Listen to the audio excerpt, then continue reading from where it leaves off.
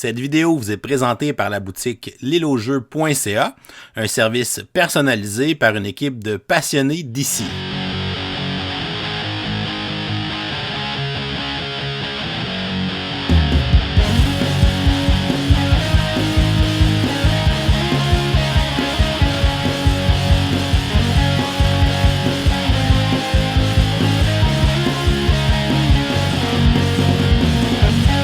C'est le temps de faire nos coups de cœur de la convention. Donc, on va avoir 6 catégories de coups de cœur. En fait, c'est plus nos highlights de la convention. On appelle ça nos coups de cœur parce que c'est un mot que les gens... Fait saillant. Voilà, les gens sont habitués. Les faits saillants de notre convention. Donc, la première catégorie, ça va être notre coup de cœur culinaire. Donc, la meilleure chose qu'on a mangé aux États-Unis. On sait que la bouffe est très santé aux États-Unis. Ensuite, ça sera le coup de cœur du meilleur jeu qu'on a joué à la convention. Il faut savoir qu'on ne joue pas nécessairement à tant de jeux à la convention. On a des journées assez remplies. Des fois, on se fait un petit jeu le soir. Des fois aussi, on en joue pendant la journée. On a des démos, des billets qu'on a achetés ou des démos à l'improviste. Fait que le meilleur démo qu'on a essayé. Ensuite, la plus belle rencontre qu'on a faite avec une personne. Les AI ne comptent pas. Ensuite, une belle anecdote à raconter. Donc, une belle anecdote de convention. Cinquième coup de cœur, c'est le coup de cœur du fail. Donc, j'allais dire notre failure, mais un fail, c'est en des anglicismes les deux. Fait que, en tout cas, notre raté, ouais. Et le dernier, donc le jeu qu'on a le plus le goût de jouer dans tous les jeux qu'on a rapportés. On a rapporté 51 jeux au total, on les a comptés tantôt. Donc, on va commencer ça avec Jules. Yes. Première des choses, coup de cœur culinaire. En fait, on a mangé hier ce que je pense être la meilleure pizza que j'ai mangée dans toute ma vie entière. Chacune des bouchées était incroyable. Pour vrai, là, je la savourais à chaque bouchée. Je prenais le temps de la mâcher doucement. C'était très bon, très, très bon. Non, mais tu sais, des fois, tu manges vite. C'était de la pizza cheeseburger, mesdames et messieurs. Ouais, dans le fond, là, c'était de la pizza avec bacon, il y avait de la viande hachée, de la sauce barbecue, puis on a soupçonné un peu de fromage à nachos dedans, en plus de tout ça. Avec une croûte, évidemment, là, qui était cuite, là, panée, là, ça n'avait aucun maudit bon sens. C'était incroyable. Santé, absolument pas. Non. C'est sûr que j'ai pris au moins 7 livres juste à la regarder. Mais c'était excellent. Excellent. Deuxième chose, je jouais pendant la convention. J'en ai 2 qui sont arrivés ex aequo. J'en avais un jusqu'à présent, c'était le jeu de pollen. Que nos amis de Hallplay nous ont gracieusement donné pour qu'on puisse en parler. Donc, ce que je fais présentement. Oh, oui. C'est un bon petit jeu. Vrai, j'ai bien aimé ça. Là, genre de set collecting un peu particulier dans un sens où on doit avoir des majorités là, sur les tuiles qu'on va placer pour être capable d'aller capturer les pollinisateurs là, qui sont soit des abeilles, des papillons ou des petits scarabées. Puis je dis que c'est un jeu de majorité, pas de majorité, mais de set collecting particulier parce que oui, il faut que tu en ailles le plus d'une sorte, mais il faut pas trop que tu en ailles de toutes les sortes parce qu'il y a un scoring que tu vas scorer les points si tu es le leader dans une des catégories. Fait que si tu es pareil que 2 autres personnes, tu feras pas de points. Donc c'est bien important d'avoir une des catégories qui se démarque des autres. Tout en ayant aussi des points pour les autres. Je sais pas, vous irez voir le vidéo quand il sera fait. Mais super intéressant pour vrai. Puis il y a quelque chose qui m'a... ouais, ça c'est la chèvre, toi, David. Puis je suis arrivé ex aequo avec le feeling que j'ai eu en jouant parce que j'ai eu beaucoup de plaisir à jouer à Pollen. Aujourd'hui, moi puis Pierre-Marc, on a fait une démo. Ça s'appelle Altered, le TCG qui sort. J'ai vraiment beaucoup aimé les quelques tours qu'on a pris. On a quasiment fini la partie. En fait, j'ai gagné la partie parce que j'étais égal avec Pierre-Marc. Fait que clairement, une égalité avec Pierre-Marc, c'est gagné, right? C'est ça que... Donc, j'ai gagné ma partie contre Pierre-Marc. Ça a fini égal. Fait que c'était vraiment bien. Pour vrai, j'ai vraiment beaucoup aimé le fait là, de jouer tour après tour. Tu sais, généralement, là, quand on joue à En tout cas, dernièrement, Unlimited et l'Arcana, souvent tu vas jouer toutes tes tours, Ah oui, un tour, c'est dans l'Arcana, c'est vrai que j'ai joué dernièrement, où tu vas jouer toutes tes encres et tout ça, placer tes trucs, puis là après c'est le tour de l'autre, là c'est vraiment back and forth, puis ce qui est intéressant, contrairement à Unlimited, c'est que la main va changer de joueur à chaque tour, donc c'est jamais le même premier joueur à ce moment-là, puis ce qui est intéressant dans ce jeu-là, c'est quand tu es en position de réaction, je trouve que tu as un avantage. Peut-être que c'est dans la tête, puis peut-être que c'est juste parce que c'est les sets de base qu'on a joué, là. Mais tu as un certain avantage à répondre à ce que l'adversaire va faire. Donc ça, j'ai trouvé ça intéressant. Puis ça me donnait plus d'options aussi pour m'ajuster et non me faire rouler dessus complètement comme un camion. Donc ça a été vraiment intéressant pour moi. J'ai vraiment aimé l'expérience. Ça a été super bien enseigné par la personne qui était là pour nous en plus au boot. Ma rencontre la plus... qui a sorti du lot, je vous dirais, c'est la rencontre avec la fille de Allplay. Sérieusement, cette rencontre-là m'a pris un petit peu, pas au dépourvu, mais un peu de court. Tu sais, souvent on fait des rencontres, ah bonjour, ça va, ah David, on s'est écrit, ouais, ok, voici les jeux, je vais te présenter ça. C'est toujours des belles rencontres. Mais là, on est allé vraiment ailleurs avec elle. Elle a vraiment pris le temps de prendre le pouls de chacune des personnes qui étaient là devant elle. Donc même moi, elle m'a posé plein de questions. C'est quoi ton genre de jeu? Qu'est-ce que t'aimes sur la chaîne que vous couvrez, tout ça? Fait que bref, j'ai trouvé ça super intéressant qu'elle prenne le temps justement d'apprendre à nous connaître, de savoir quel type de gamer on était. Puis de nous montrer tous les projets d'Allplay, tout ça, puis de mettre ça de l'avant. J'ai trouvé ça super intéressant. Puis je me suis senti investi, pour vrai, tout le long de la rencontre. Elle avait un eye contact tout le temps.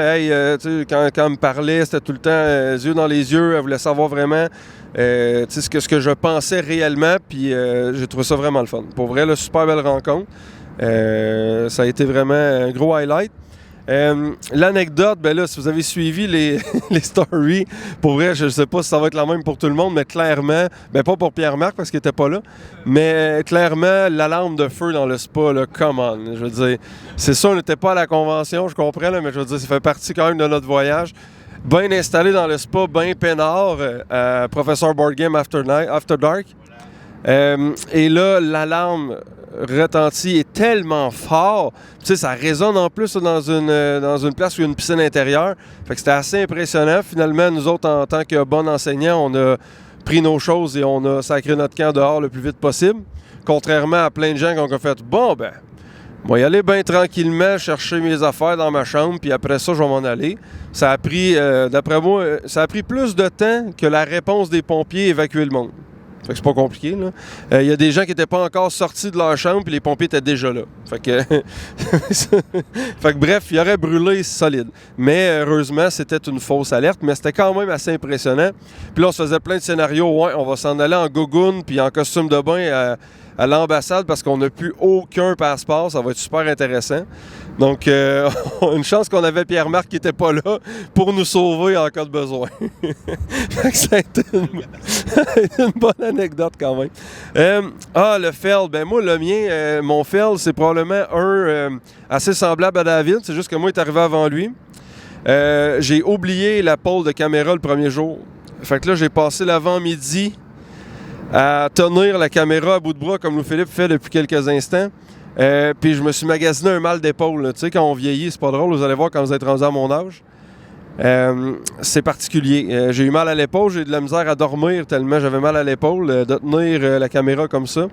À la fin de la première journée, tu as récupéré le bâton. Ça, c'est une bonne chose. Oui, c'est ça. À la fin de la première journée, j'ai récupéré le bâton. Fait que j'ai pu m'en servir pour une entrevue dans tout Gen Con. En tout cas.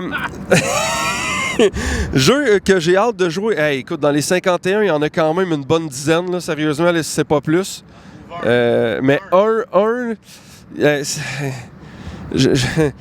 Celui que je veux vraiment jouer bientôt, le plus tôt possible, c'est Adventure Party. T'sais, les gens me connaissent. Là, l'année passée, j'ai ramené Heroes of Barcadia. Cette année, je ramène Adventure Party. Je sais pas s'il y a une thématique autour de ça. Là. Mais ce jeu-là va me faire rire, j'en suis persuadé. C'est un jeu, on en a déjà parlé un petit peu, là, mais c'est un jeu où on va incarner des héros dans un dungeon crawl, si on veut, là, mais style top 10, dans le sens où il y a le maître de jeu qui va dicter le cours de la partie. Là, on va faire des actions. Exemple, on va faire une action d'ouvrir une porte. Et là, derrière notre une espèce d'écran, on va rouler un dé 20 que personne ne va voir, incluant le DM. Et là, on va devoir expliquer à quel point on est capable d'ouvrir la porte. Donc, à quel point ça se passe bien ou pas. Fait que si tu es proche de 1, c'est clair que quand tu vas ouvrir la porte, tu vas probablement te ramasser la face dedans et tomber à pleine face à terre. Elle n'ouvrira probablement pas. Puis si c'est avec 20, probablement que tu vas faire une espèce de move de danse, puis là, la porte, avec la force, va ouvrir tout seul. Je sais pas, là, quelque chose comme ça. Donc, je pense que ça peut être quand même intéressant si on s'y prête, bien évidemment, un peu comme à Top 10. Là, Top 10, ça peut être super drable, là. On s'entend. Mais si tu as des gens qui ont vraiment envie de jouer, on a déjà fait faire le saut à beaucoup de gens dans un pub ludique là, en jouant à Top 10 où il fallait crier parce qu'on avait peur de quelque chose dans le bois, puis on a comme apeuré tout le monde dans le restaurant. Là. Fait que si on a des gens qui s'y mettent un petit peu, ça peut être vraiment très drôle. Fait que ça, ça fait partie des 6 choses que j'ai bien aimées dans la convention, bien évidemment, et que j'ai hâte, évidemment, avec Adventure Party. Donc, deuxième partie, mes coups de cœur à moi, je commence avec le coup de cœur culinaire, premier choix. Dans mon cas, je vais rester avec le même coup de cœur que l'année passée, même si l'épisode chez Burger de Jules était très bonne, c'est-à-dire le Dave's Barbecue, tout simplement parce que j'avais plus de variété dans mon assiette. Fait que même si tout était très bon de l'épisode Dave's Barbecue, il y avait les Burnt Ends, qui étaient excellents, Jules a aimé ça aussi, c'était quelque chose. Le mac and cheese, le porc, les côtes levées, puis d'autres choses que je me rappelle plus. Des morceaux de poulet frit. Il y avait une saucisse jalapeno écœurante. Il y avait le crabfish qui était excellent aussi avec une super sauce, les sauces du Dave's Barbecue. Fait que je vais quand même rester avec celui-là. Ça, c'est mon coup de cœur culinaire. Je vais continuer avec mon 2. Moi, je veux jouer. J'ai pas joué à tant de jeux que ça, mais j'ai été surpris comment j'ai aimé un petit jeu de cartes très random qui s'appelle Avant-Carte, qui est un mélange littéralement du deck building quand même de base, puis Uno finalement, où les joueurs vont avoir une même carte, puis ils vont essayer de les jouer à la Uno, c'est-à-dire faire une espèce de chaîne de cartes, soit de la même couleur, soit avec les mêmes chiffres, puis jouer le plus de cartes possible de leur main. Le nombre de cartes que tu joues va te donner une monnaie, la monnaie va déterminer qu'est-ce que tu vas acheter, puis le nombre de points de victoire que tu vas marquer dans ton tour. C'est quand même assez chaotique, ça va dans tous les sens, mais les parties sont pas longues, le visuel des cartes est aussi super intéressant, puis il y a des petites pièces d'ingénierie, si on peut dire, là, dans la façon dont la boîte est faite, que je trouve intéressant. Je suis curieux de voir si ça va durer dans le temps. Mais si ça dure dans le temps, ça va être vraiment un beau petit produit. Fait qu'Avant-Card, on va vous présenter ça éventuellement. Troisième catégorie, la rencontre. Dans mon cas, j'ai nommé Max Wickstrom, qui est l'auteur d'Hagemonia. Avec lequel j'ai jasé super longtemps. J'ai trouvé cette rencontre-là intéressante parce qu'il m'a présenté, expliqué, pas présenté, mais le futur de l'univers d'Hagemonia, où il va détailler d'autres parties de la map monde dans laquelle l'univers se passe. Il va créer une espèce de deuxième campagne qui va pouvoir se faire de façon parallèle avec la première campagne, puis les joueurs vont pouvoir passer d'une campagne à l'autre avec les mêmes personnages à l'intérieur de la même campagne. Puis il a fait un petit peu, Jules pourra me le confirmer, d'un hochement de tête discret, un petit peu comme Ryan Lockett, il a fait avec le nouveau Sleeping Gods. C'est dans le même univers, mais à un autre endroit de la map monde, fait qu'il va aller explorer une autre partie du continent avec des nouvelles classes, des nouveaux systèmes, des nouveaux pouvoirs, tout ça. Fait que c'est un jeu que j'aime beaucoup, donc je trouve ça intéressant de savoir que ça va être exploré davantage. Donc, Max Wickstrom.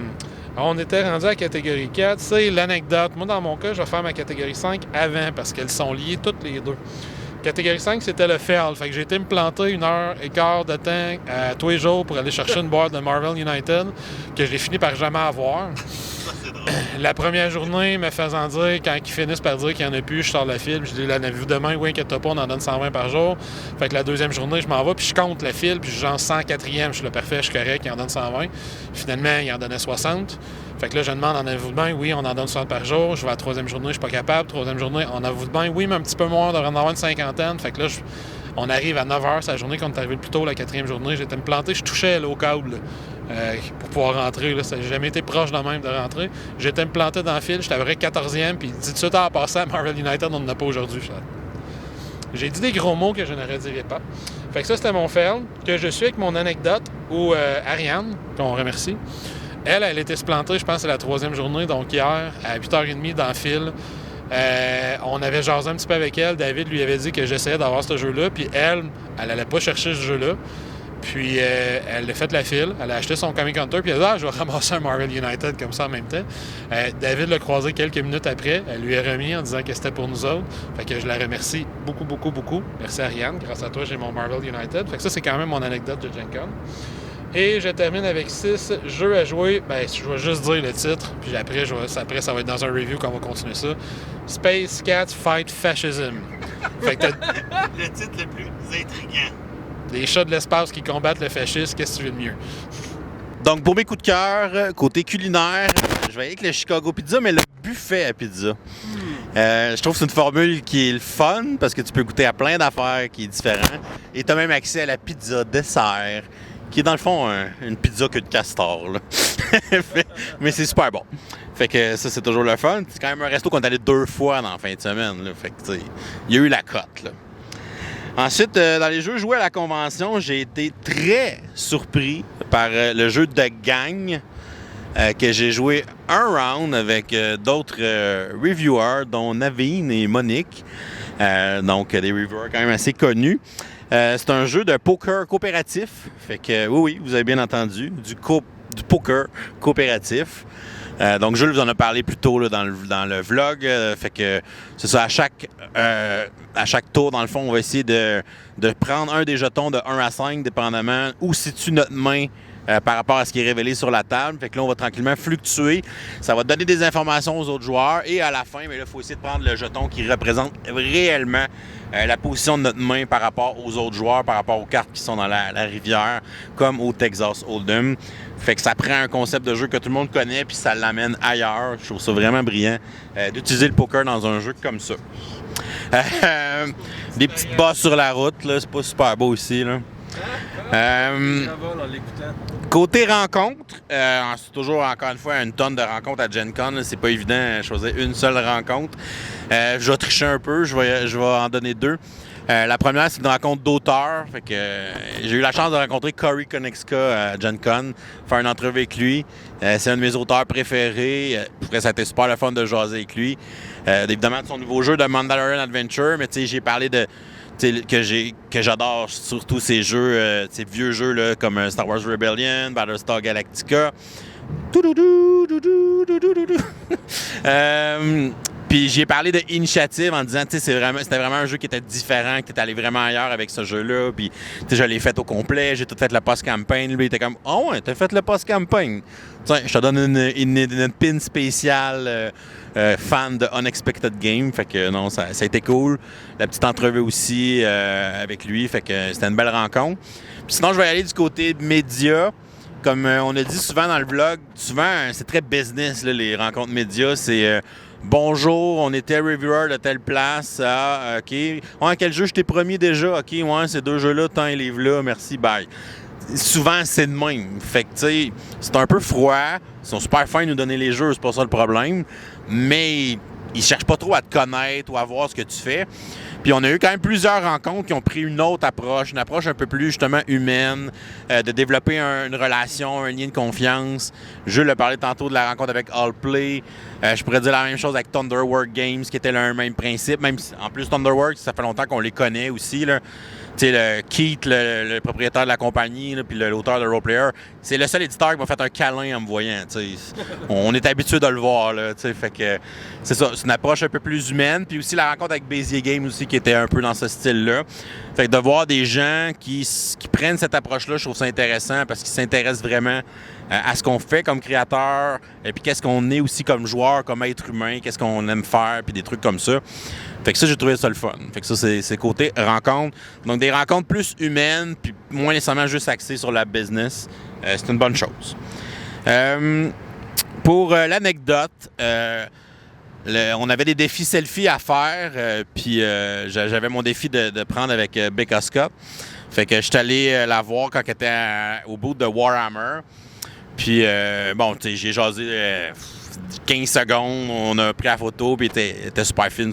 Puis j'étais super content d'avoir ma photo avec elle, parce que, bon, c'est une influenceuse que je suis depuis longtemps. C'est des vidéos how to play. Tu sais, moi, les vidéos how to play, c'est un peu mon créneau. Fait que, tu sais, elle est quand même assez bonne aussi là-dedans.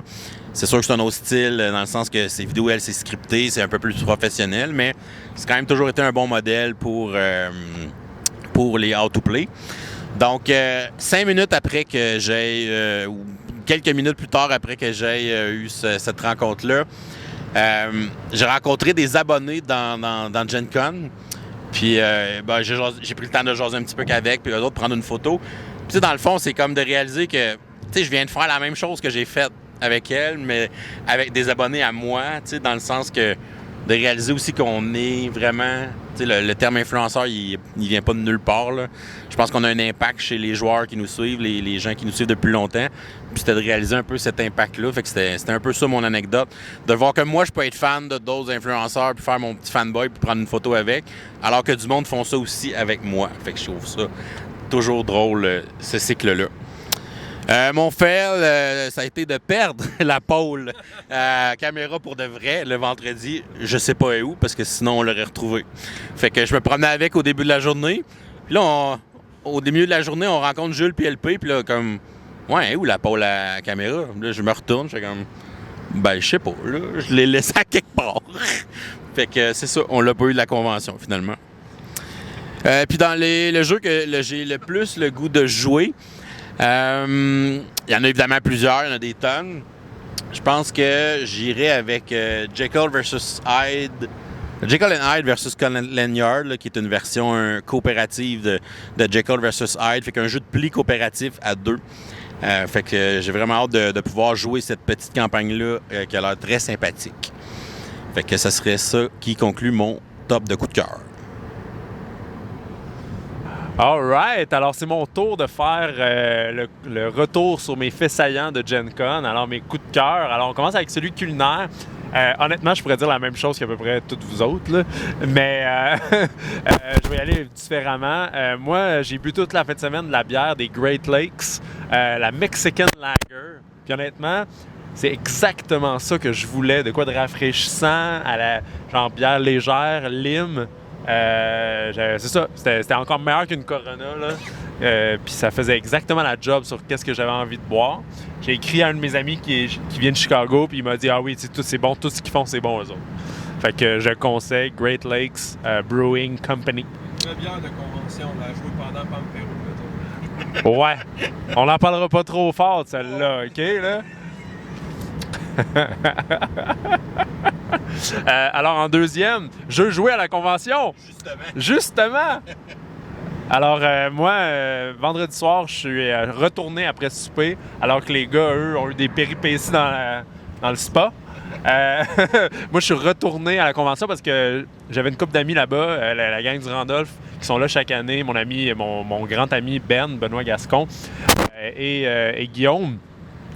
Puis j'avais décortiqué jeudi soir les règles de Pampero, malgré que c'est pas très facile. Et je suis allé vendredi soir, retourner à la convention. J'avais amené 2 bières pensant qu'on allait jouer à l'hôtel. Ben, il arrive, il dit « Ah, ça va être cool, on va aller jouer avec les gars, là, on va être avec tout le monde, là, ça va faire plus convention. » Fait que je dis « Ah, c'est cool. » Il dit « Et nous, tes bières, là, ça a l'air de la limonade, là. » Amène-les.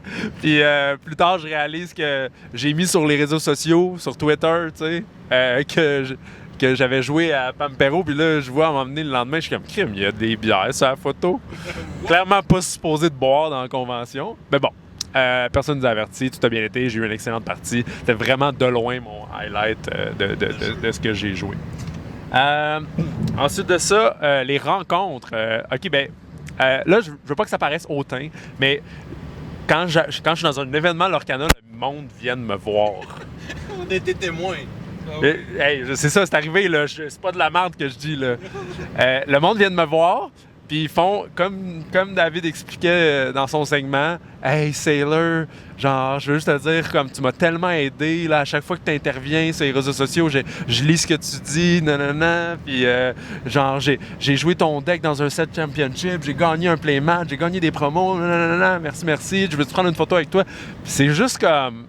surréel. Là. Tu sais, David, ça fait longtemps qu'il fait ça, puis c'est encore surprenant un petit peu. Moi, il y a 1 mois et demi, il n'y a personne qui savait j'étais qui, là. Ouais, c'est ça. En termes de l'Orcana. Là, j'ai 80 000 personnes qui comme sur mon Dreamborn sont allées voir c'est quoi mon deck. Puis, fait que c'est comme un peu surréel. Puis dans ces rencontres-là, d'ailleurs, je vais raconter mon anecdote en même temps. C'est que dans un des tournois de l'Orcana que j'ai fait durant la fin de semaine, c'était un événement multiplayer. Il y a quelqu'un qui s'est pas pointé, quelqu'un qu'il fallait qu'il parte.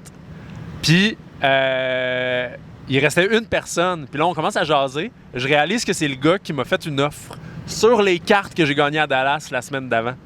Ce gars-là, parmi les milliers de personnes, là, je me ramasse face à face avec ce gars-là. Méchant hasard, pareil. C'est méchant hasard, pareil, certain.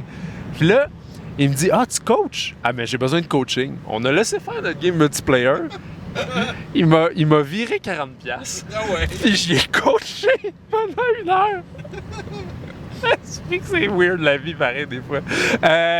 Fait que, ouais. Puis je venais de gagner un playmat. Il m'a dit « Ah, le playmat que t'as gagné, je te l'achète. » Je te le prends. Ah ouais. Fait que 400$ plus tard, j'avais joué à l'Orcana, j'avais rencontré du monde, puis c'était écœurant comme journée.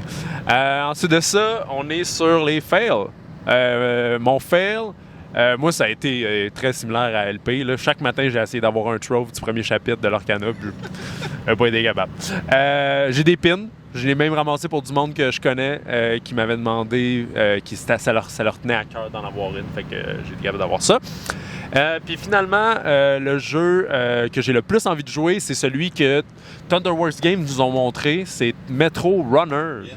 Il était aucunement dans mon radar, mais de la façon qu'elle nous l'a expliqué, le visuel, tout ça, je trouvais vraiment que ça avait l'air bon, intéressant, mais pas trop lourd non plus. Un beau jeu medium weight.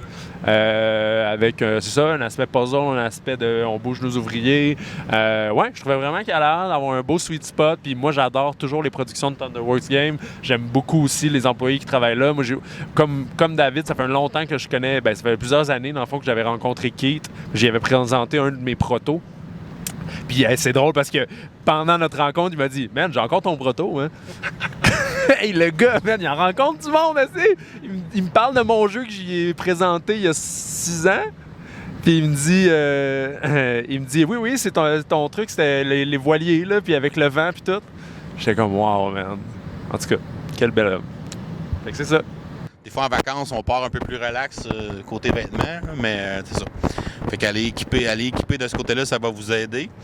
D'avoir aussi une bonne bouteille d'eau sur vous autres, une gourde d'eau que vous pouvez remplir, des endroits que tu peux remplir ta bouteille aussi à Gen Con. Fait que c'est quand même toujours pratique pour éviter d'acheter tout le temps des bouteilles d'eau jetables, parce que je dois vous dire que du gaspillage aux États-Unis, et il y en a en tabarnouche. Fait que ça fait un petit peu mal au cœur. Sinon, côté peut-être enregistration de l'événement, quand vous allez à Gen Con, les badges sont en vente à peu près au mois de janvier. Fait que je vous recommande de les acheter le plus vite possible. Parce que ça va vous donner accès au portail pour l'hébergement, qui va généralement être au mois de février. Vous allez pouvoir essayer d'avoir une chambre d'hôtel à rabais avec le portail de Gen Con. Ce qui est vraiment une bonne chose si vous êtes capable de l'avoir. Donc, c'est un système de loterie, fait que tu n'es pas sûr nécessairement de pouvoir utiliser ce portail-là. Parce que le portail a certaines chambres, un certain nombre de chambres de chaque hôtel. Cette année, on n'a pas été chanceux, justement. On n'a pas réussi à l'avoir dans le portail. Il va la prendre par nous.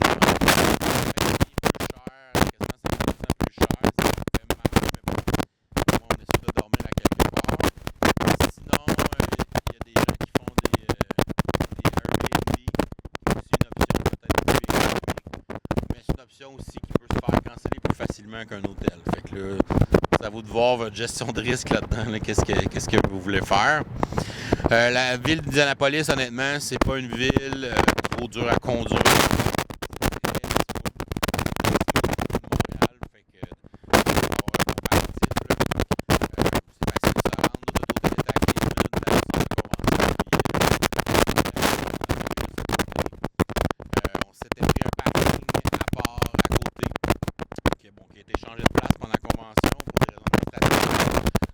Chose à penser d'acheter un paquet de la convention. Vous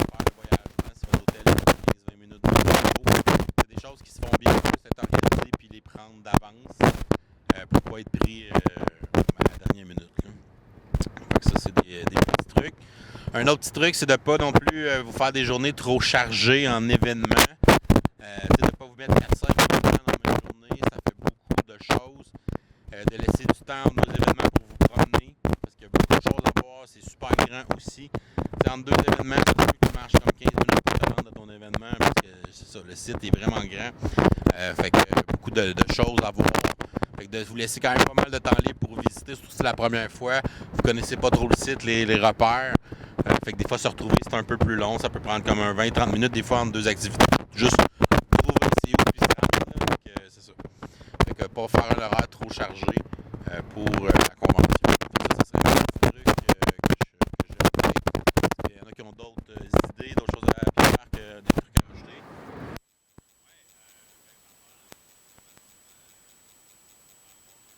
Moins cher. Il y a un petit truc, c'est si vous êtes plusieurs à y aller, sur le portail de GenCon, vous pouvez mettre une seule personne puis elle achète pour tout le monde les badges. Fait que ça, c'est une façon plus rapide de procéder, mais c'est pas la meilleure pour essayer d'avoir ces rabais-là d'hôtel. Parce que si vous voulez vous acheter votre badge individuellement, chacun, vous allez être alloué une heure différente dans cette loterie-là. Donc, vous avez plus de chances d'être plus tôt dans la loterie et donc d'avoir plus de chances d'avoir un hébergement à bas prix. En parlant de ce portail-là, en quelque part fin de printemps, les événements sortent sur ce portail-là.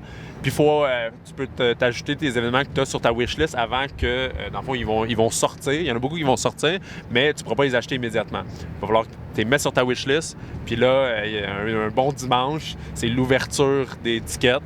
Puis là, tu dis, je processe ma wishlist, puis là, je vais en avoir le plus que je peux parmi ceux-là. Fait que je pense que c'est quand même intéressant au moins essayer de s'en prendre quelques-uns, parce qu'après ça, tu as l'impression d'arriver à GenCon puis de ne pas avoir accès à tout ce que tu pourrais avoir accès si tu n'as pas au moins réservé quelques événements. Parce que les événements les plus courus sont habituellement sold out une fois rendus à l'événement. Comme les fameux True Dungeon, qui est une expérience immersive de création de personnages, genre role-playing game, mais en grandeur nature, là, avec des genres de Dungeon Master qui sont là, des animatronics, c'est comme la grosse totale, c'est comme une expérience assez unique qui est disponible là-bas, qui est assez dispendieuse, mais qui est unique. Sinon, si vous vous rendez en voiture, je pense que c'est quand même prévoir plus qu'un chauffeur, essayer d'être réaliste par rapport à vos capacités de conduire sur du long terme, parce que 15 heures de route, c'est pas tout le monde qui est capable de faire ça là, one shot, là, tu sais, puis fait que essayez de prévoir en conséquence de vos capacités, puis potentiellement vous amener du divertissement, des snacks ou quoi que ce soit pour essayer de rendre ce voyage-là un petit peu plus aisé. Puis par rapport à la nourriture, je sais qu'il y en a beaucoup que, tu sais, moindrement que vous avez des maux d'estomac dans la vie en général, pensez que ça va être pire aux États-Unis. Fait que si vous êtes genre à prendre des Tums au Québec, assurez-vous d'avoir les vôtres aux États-Unis, parce que la bouffe est plus grasse, la bouffe est plus salée, elle est plus sucrée, elle est plus toute. Puis il y en a plus, fait que c'est ça. C'est plus difficile sa gestion, mettons. Je vois pas de quoi tu parles. Moi, je vais te rajouter par rapport aux événements, si vous êtes capable, parce qu'il y a un endroit où tu vas avoir à aller chercher tes billets, puis si tu t'es inscrit à différents événements, tu vas avoir à aller chercher une enveloppe avec tous les tickets qui te permettent d'accéder à tes événements. Si vous êtes capable d'arriver la veille pour aller chercher vos tickets et vos badges. Idéalement, plus tôt dans la journée, on arrive le mercredi, le mieux c'est. Mais même si vous arrivez le mercredi en fin d'après-midi, allez chercher vos badges la veille. Si tu fais ton 3 heures d'attente ou ton 2 heures d'attente la veille parce que tu arrives le mercredi tard dans la journée, ou si tu arrives le mercredi tôt en journée, tu vas être capable, ça nous a pris quoi, 15 minutes à aller chercher nos badges, 5 minutes à aller chercher nos badges. Il y avait presque pas d'attente. Mais le matin même où GenCon ouvre, si vous arrivez à 8 heures le matin en disant on va aller chercher nos badges, puis après on va rentrer, il y en a qu'à midi, 1 heure, il n'y avait pas encore accès à leurs affaires parce que les files d'attente sont interminables. On parle de centaines de mètres de long le matin même pour aller chercher vos badges. Fait que si vous êtes capable, allez chercher ça la veille. Puis une petite affaire bien niaiseuse, mais si vous voyez quelque chose, parce qu'il y a des boats, là, il y a 30 rangées, sais, les boats vont de 0 jusqu'à 3000. Il y a 30 rangées, des dizaines de mètres de long, des boats partout. Si tu vois quelque chose qui t'intéresse, tu dis « Ah, je vais repasser demain, ça, je vais y penser. Puis je reviendrai, ce petit collier-là, il a l'air intéressant, ou ce jeu-là, ça a l'air cool. » Note-le où est-ce que tu l'as vu. Parce que tu peux repasser, j'ai recherché de quoi que j'ai vu toute la convention, je l'ai jamais retrouvé. Fait que prends-le en note quand tu vois quelque chose qui t'intéresse, que ce soit dans un boot. Puis je te rajouterais va faire un tour au Lucas Oil, c'est impressionnant. Le Lucas Oil Stadium, il y a beaucoup de choses. Promène-toi aussi en dehors, si tu as du temps, là, promène-toi en dehors du exhibit hall principal. Il y a beaucoup de choses autour qui sont impressionnantes. Le corridor principal, tu as des espèces de sculptures en ballon. Tu as des exposants au deuxième étage, sociaux, là, qui vont te parler d'un paquet d'affaires différentes. Tu as des endroits où il y a de la peinture, tu as des endroits où il y a du RPG, tu peux aller voir des films, tu peux aller participer à des films. Il y a des cours de tout ce que tu veux, de sable laser, de fabrication de codes de maille. Il y a beaucoup de choses. Fait que prends le temps de regarder, de voir ce qui t'intéresse et d'aller le faire. Je pense que je peux me mettre à la place de Jules et dire si c'est un midi de lousse, on va manger au Noodle Island. Je pense que c'est ça que Jules t'aurait dit. Puis Jules, as-tu quelque chose à ajouter? Pas grand-chose.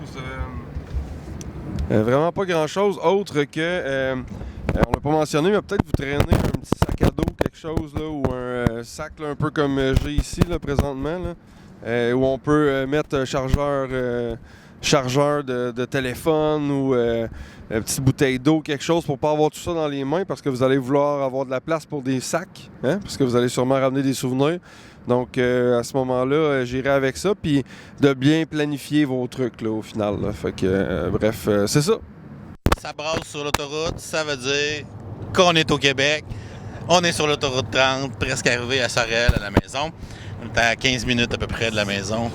Ça va être la fin de notre vlog, nos aventures de Gen Con.